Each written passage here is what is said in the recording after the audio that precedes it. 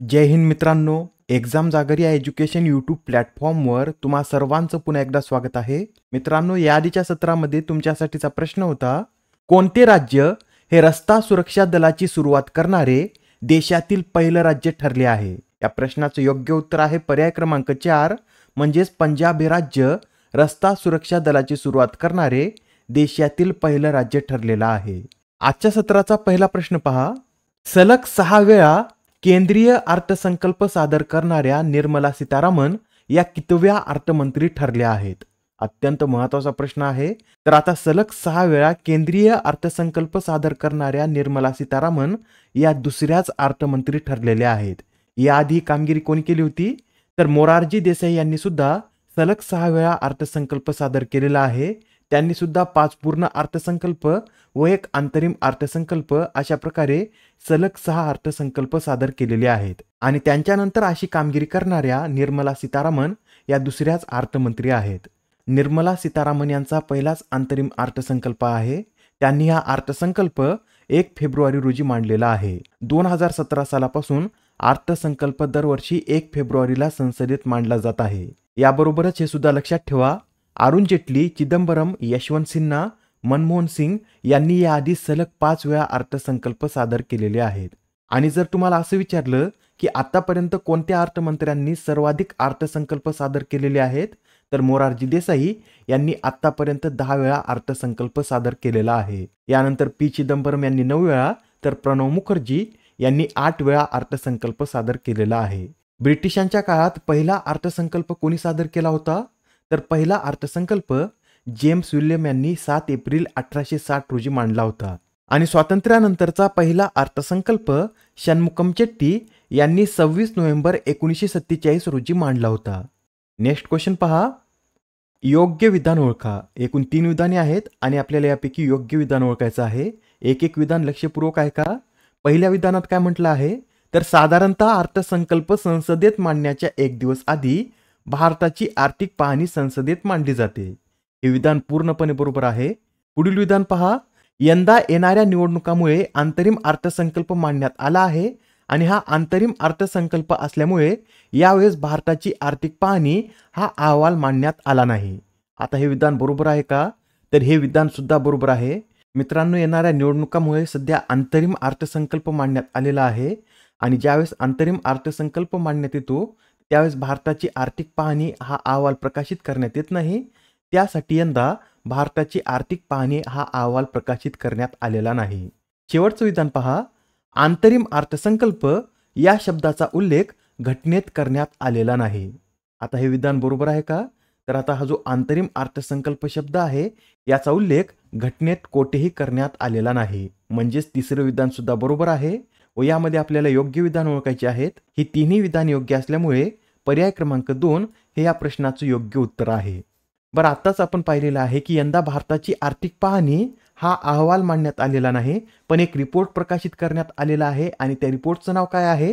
तर यावेळेस the Indian economy a review या नावाने हा रिपोर्ट डिपार्टमेंट ऑफ इकॉनॉमिक अफेअर्सने प्रकाशित केलेला आहे. या रिपोर्टमधील माहितीनुसार भारत पुढील 3 वर्षात $5 ट्रिलियन GDP सह जगातील तिसरी सर्वात मोठी अर्थव्यवस्था बनेल आणि सतत सुधारणांच्या आधारे 2030 पर्यंत भारत $7 ट्रिलियन टप्पा सुद्धा गाठेल असं या अहवालात सांगण्यात आलेलं आहे. मित्रांनो, काल जो अर्थसंकल्प मांडण्यात आलेला आहे त्यामधील काही महत्त्वाच्या घोषणा आपण पाहून घेऊया. यंदा कर दरात कोणताही बदल करण्यात आला नाही. तर रूफटॉप सोलर प्लॅन अंतर्गत 1 कोटी घरांना महिन्याला 300 युनिट वीज मोफत देण्यात येणार आहे. यासच ऊर्जा, खनिजे, सिमेंटसाठी 3 रेल्वे कॉरिडॉर सुद्धा निर्माण करण्यात येणार आहेत. 40,000 रेल्वे डब्यांना वंदे भारत मानकात रूपांतरित केले जाणार आहे. छोट्या शहरांना जोडण्यासाठी 517 नवीन मार्गावर उडान ही योजना राबवण्यात येणार आहे. 2030 पर्यंत 100 लाख कोटी टन कोळशाच्या गॅसिफिकेशनचे लक्ष्य ठेवण्यात आले. येत्या काळात तरुणांसाठी 1 लाख कोटी रुपयांच्या निधीची व्यवस्था केली जाईल. ग्रामीण गृहनिर्माण योजनेत पुढील 5 वर्षात गरिबांसाठी 2 कोटी घरे बांधली जाणार आहेत आणि मध्यमवर्गीयांसाठी नवीन गृहनिर्माण योजना तयार केली जाणार आहे. एवढे सर्व पॉइंट नोट करून घ्या. आणि आता प्रश्न क्रमांक 3 पहा. 2023चा महाराष्ट्र भूषण पुरस्कार कोणाला जाहीर झाला आहे? तर आता हा जो 2023चा महाराष्ट्र भूषण पुरस्कार आहे हा अशोक सराफ यांना जाहीर झालेला आहे. मित्रांनो, अशोक सराफ यांनी आपल्या चित्रपट कारकिर्दीची सुरुवात 1969 मध्ये मराठी चित्रपट जानकीमधून केली होती. त्यानंतर त्यांनी 300हून अधिक चित्रपटामध्ये काम केलेलं आहे. या महाराष्ट्र भूषण पुरस्काराविषयी सांगायचं झालं तर हा पुरस्कार 1996 पासून देण्यात येतो. पहिला पुरस्कार 1996 मध्ये पु ल देशपांडे यांना देण्यात आला होता. सुरुवातीला हा पुरस्कार साहित्य, कला, क्रीडा आणि विज्ञान या क्षेत्रात प्रत्येक वर्षी दिला जात असे. त्यानंतर यामध्ये सामाजिक कार्य, पत्रकारिता आणि सार्वजनिक प्रशासन व आरोग्य सेवा या क्षेत्रांचा सुद्धा समावेश करण्यात आलेला आहे. 2022चा हा पुरस्कार कोणाला देण्यात आला होता तर समाजसेवेसाठी दत्तात्रय धर्माधिकारी उर्फ आप्पासाहेब धर्माधिकारी यांना हा पुरस्कार देण्यात आला होता. त्याआधी 2021 मध्ये आशा भोसले तर 2015 मध्ये बाबासाहेब पुरंदरे यांना या पुरस्काराने सन्मानित करण्यात आलेला आहे. याआधी या पुरस्कारामध्ये 10 लाख रुपये देण्यात येत असत, पण 2022च्या पुरस्कारापासून यामध्ये 25 लाख रुपये रोख रक्कम देण्यात येत आहे. प्रश्न क्रमांक 4. आता नुकताच खेलो इंडिया विंटर गेम्सचा मॅस्कॉट लॉन्च करण्यात आला, तर आता आपल्याला त्याच मॅस्कॉटचं नाव सांगायचं आहे. इमेजमध्ये तुम्हाला दिसत असेल हा हिम बिबट्या खेलो इंडिया विंटर गेम्स 2024चा मॅस्कॉट असून याला शीन एशी असं नाव देण्यात आलेलं आहे. काय नाव देण्यात आलेलं आहे तर शीन एशी असे याला नाव देण्यात आलेलं आहे व लडाख या प्रदेशात याला शान या नावाने सुद्धा ओळखलं जात आहे.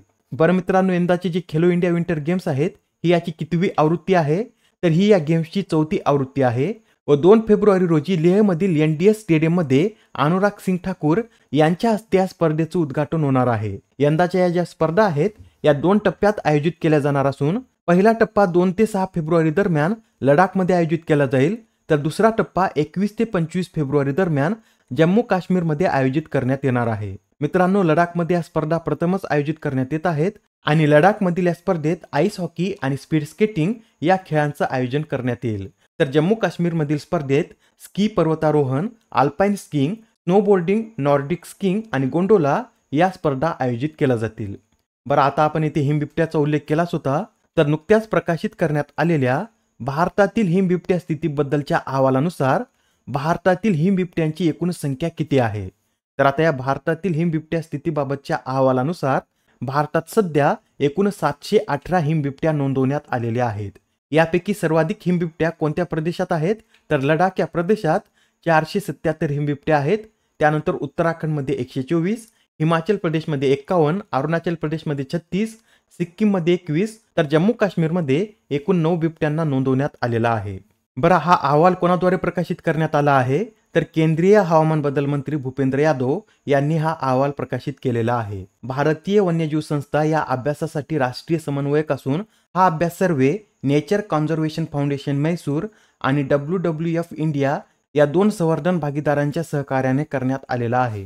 यासहच मित्रांनो, हे सुद्धा लक्षात ठेवा, अलीकडेच आता किर्गिस्तान या देशाने हिमबिबट्याला नॅशनल सिम्बॉल म्हणून घोषित केलेला आहे.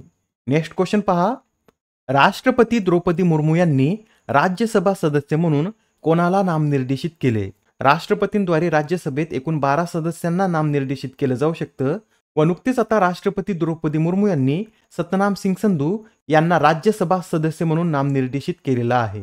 हे जे सतनाम सिंग संधू आहेत हे चंदीगड विद्यापीठाचे कुलगुरू आहेत. प्रश्न क्रमांक 7. आता नुकतेच डॉक्टर नित्या आनंद यांचे वयाच्या 99व्या वर्षी निधन झाले, तर त्यांनी निर्माण केलेल्या भारतातील पहिल्या मौखिक गर्भनिरोधक गोळीचे नाव काय आहे. तर आता हे जे डॉक्टर नित्या आनंद आहेत यांनी सहेली या नावाने भारतातील पहिल्या मौखिक गर्भनिरोधक गोळीची निर्मिती केली होती व नुकतंच आता त्यांचं वयाच्या 99व्या वर्षी निधन झालेलं आहे. ही जी सहेली टॅबलेट आहे ही जगातील पहिली आणि एकमेव नॉन स्टेरॉइड, नॉन हॉर्मोनल व आठवड्यातून एकदा घेता येणारी गर्भनिरोधक गोळी आहे. या टॅबलेटला 1986 मध्ये पंतप्रधान राजीव गांधी यांच्या हस्ते लॉन्च करण्यात आलं होतं आणि 2016 मध्ये या टॅबलेटचा समावेश भारताच्या राष्ट्रीय कुटुंब कार्यक्रमात सुद्धा करण्यात आलेला आहे. मित्रांनो, नित्या आनंद यांनी 1974 ते 1984 या काळात केंद्रीय औषध संशोधन संस्थेचे संचालक म्हणून देखील कार्य केलेलं आहे. त्यांना 2012 मध्ये पद्मश्री या पुरस्काराने देखील सन्मानित करण्यात आलं होतं. प्रश्न क्रमांक 8. 4थ्या ऑर्गॅनिक ऑरेंज फेस्टिवलचं आयोजन कोठे करण्यात आले. हा जो ऑर्गॅनिक ऑरेंज फेस्टिवल आहे हा दरवर्षी नागालँड या राज्यामध्ये आयोजित केला जातो व यंदाचा हा फेस्टिवल नागालँडमधील रुसोमा या गावामध्ये आयोजित करण्यात आलेला आहे. नागालँडची राजधानी काय आहे तर कोहिमा ही नागालँड या राज्याची राजधानी आहे. आता हा प्रश्न पहा, सुलतान इब्राहिम इस्कंदर हे कोणत्या देशाचे 17वे राजा बनले आहेत? तर हे जे सुलतान इब्राहिम इस्कंदर आहेत हे मलेशिया या देशाचे 17वे राजा बनलेले आहेत. मलेशियाला 1957 मध्ये ब्रिटनपासून स्वातंत्र्य मिळालं होतं व तेव्हापासून मलेशियामध्ये दर 5 वर्षांनी सुलतानाची निवड केली जाते व यंदाचे सुलतान म्हणून इब्राहिम इस्कंदर यांची निवड करण्यात आली असून ते पुढील 5 वर्षासाठी मलेशियाचे सुलतान म्हणून कार्यरत राहतील. बरं, अलीकडेच डेन्मार्क या देशाचे नवीन राजा कोण बनले आहेत? तर फेडरिक 10वे हे डेन्मार्कचे नवीन राजा बनलेले आहेत.